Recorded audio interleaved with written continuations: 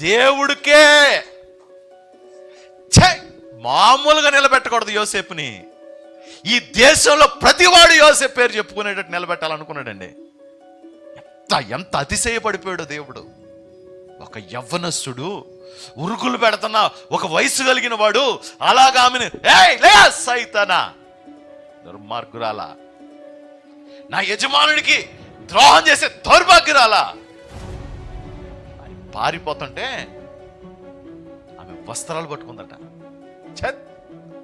అవమానం వస్తే నాకేంటి, నిజాయితీగా నా దేవుడి కోసం నిలబడతాను. చావైతే లాభమే, కానీ పాపం చేసే బతకను. మనం అనుకుంటుంది సార్ దేవుడి కోసం నిలబడ్డాడు. రే ఆగండ్రా పూర్తిగా వినండిరా. దాని తర్వాత ఒక అద్భుతమైన అనుభవం ఉందిరా.